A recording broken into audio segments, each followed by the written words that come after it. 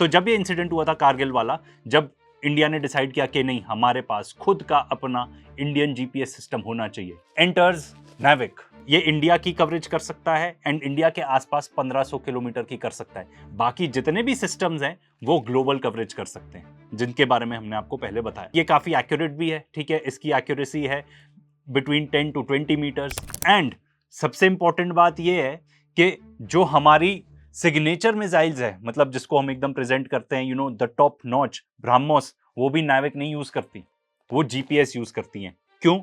आगे सुनो। तो बेसिकली आपको कॉन्स्टलेशन ऑफ सैटेलाइट्स चाहिए रहता है इस सिस्टम को ऑपरेट करने के लिए। NAVIC जो है हमारा इंडिया का, उसकी 7 सैटेलाइट्स हैं एंड आपको कहीं कहीं वेरिंग रिपोर्ट्स मिल जाएंगी, बट बहुत सारी रिपोर्ट्स ऐसी हैं जो बताती है कि बहुत इश्यूज फेस कर रहे हैं। स्पेशली इनमें एक एटॉमिक क्लॉक होती है, ठीक है, सैटेलाइट्स के अंदर, वो रन आउट हो जाती है, तो फिर आपको नई सैटेलाइट लॉन्च करनी पड़ेगी, I believe.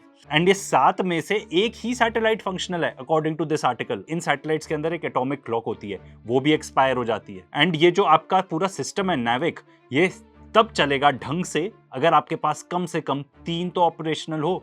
According to this article सिर्फ एक ही ऑपरेशनल है। असलियत तो ये है कि ये चल ही नहीं रहा है सिस्टम। अगर चल रहा होता अच्छे से तो हम ब्रह्मोस में जीपीएस क्यों यूज कर रहे हैं? देखो, सिंपल बात है, अगर हमारे पास खुद का सिस्टम नहीं है तो हम कोई वॉर जीत ही नहीं सकते। एंड अमेरिका ऑलरेडी बता चुका है हमारे एडमिनिस्ट्रेशन को कि भाई अगर आपका कॉन्फ्लिक्ट होता है पाकिस्तान के साथ तो हम आपको जीपीएस नहीं अवेलेबल कराएंगे। तो भाई हमारी वॉर किसके साथ होने वाली है? पाकिस्तान के साथ ही होने वाली ना। इसका मतलब हमारे जितने भी ड्रोन्स और मिसाइल्स हैं, अगर अमेरिका वैसा करता है जैसा वो बोल रहा है, देन वी आर डूम्ड।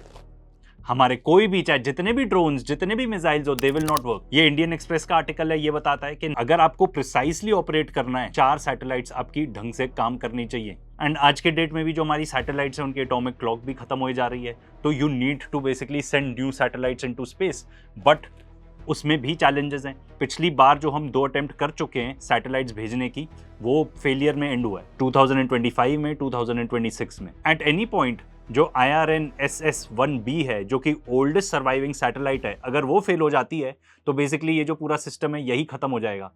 तो भाई ये सिर्फ मिलिट्री को नहीं अफेक्ट करता, ये ऑर्डिनरी सिटीजन्स को भी अफेक्ट करता है, क्योंकि NAVIC काफ़ी सारी चीज़ों के अंदर यूज़ हो रहा था। फॉर एग्जाम्पल, जो बहुत सारे ट्रक ड्राइवर्स हैं, बसेज हैं, वो इस पर डिपेंड कर रहे थे। इंडियन रेलवेज भी इसको यूज़ करता है।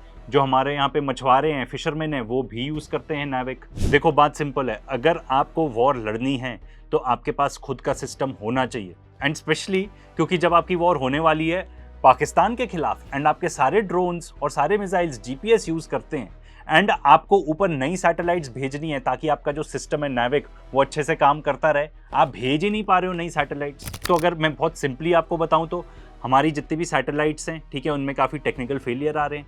हम जो नई सैटेलाइट लॉन्च करने की कोशिश कर रहे हैं उसमें भी फेलियर्स आ रहे हैं। हमारी सैटेलाइट्स पुरानी होती जा रही हैं, तो उनको भी रिप्लेस करने की ज़रूरत है। कौन करेगा? किसका काम है ये सब करना? इसरो का। अब आप इसरो की हालत देख लो, 100 साइंटिस्ट इकट्ठे यहाँ पे क्विट कर रहे हैं, 100 के 100 साइंटिस्ट। एंड इतना ही नहीं है कि ये 100 जा रहे हैं, ठीक है, रिक्रूटमेंट भी जो है आप वो भी देखो, 1643 तो वैकेंसीज हैं सिर्फ साइंटिफिक एंड टेक्निकल पोजीशंस में। रीजन की बात करें तो देखो, एक सिंपल रीजन आपके सामने है। चंद्रयान 3 के ऊपर जो एक टेक्नीशियन ने काम किया था, दीपक कुमार, उनको अपनी सैलरी नहीं मिल रही। 18 महीने हो गए उनको सैलरी नहीं मिल रही।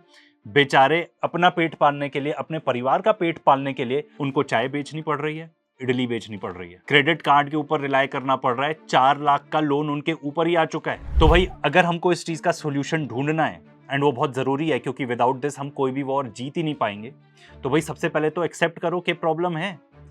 हम बता रहे हैं कि हमारी जो रोड्स हैं वो स्पेस टेक यूज कर रही हैं, ठीक है, हमारे पास इसीलिए इतना अच्छा इंफ्रास्ट्रक्चर है। एजुकेशन देखो, एजुकेशन की तो कोई बात ही नहीं कर रहा आज के डेट में, ठीक है, जो लोग देश चला रहे हैं एटलीस्ट वो तो कुछ बात ही नहीं कर रहे। किडनैपिंग और चल रही है, यहाँ पे सोनम वांगचुक को किडनैप कर लिया। एंड भाई ये जो प्रोटेस्ट चल भी रही है, किस चीज के लिए चल रही है? कि भाई एजुकेशन सिस्टम को ठीक कर दो। एजुकेशन सिस्टम को आप ठीक नहीं करोगे ना, तो this is a direct threat to our national security. And I explain you how. Iran को देख लो, ठीक है, ईरान अमेरिका के साथ भिड़ गया, जीत भी गया, मोर देन $30 बिलियन अमेरिका ने लगा दिए इस वॉर के ऊपर, फिर भी बुरी तरह वो हार गए। क्यों?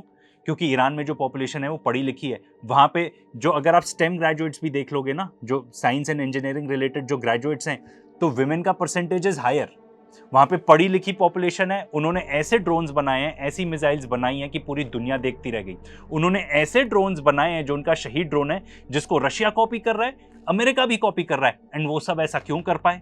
क्योंकि उनकी पढ़ी लिखी पॉपुलेशन है। आपको नेशनल सिक्योरिटी के इंटरेस्ट में लोगों को एजुकेट करना ही पड़ेगा, क्योंकि अगर आप किसी और पे रिलाई करोगे कि भाई हम उसका जीपीएस यूज कर लेंगे, आप हार जाओगे, आप वॉर नहीं जीत पाओगे, नंबर 1।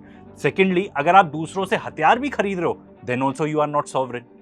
तो भाई अब 2 चॉइसेस हैं, या तो इस चीज को सीरियसली लिया जाए, एजुकेशन सिस्टम को भी ओवरहॉल किया जाए, जो हमारे इसरो है उसको भी ओवरहॉल किया जाए, वहां पे लोगों की सैलरी तो कम से कम दी जाए। नहीं तो फिर चीजें इग्नोर करते जाओ, ये चीज भी इग्नोर करते जाओ कि भाई अरुणाचल प्रदेश के अंदर चाइना कब्जा कर चुका है।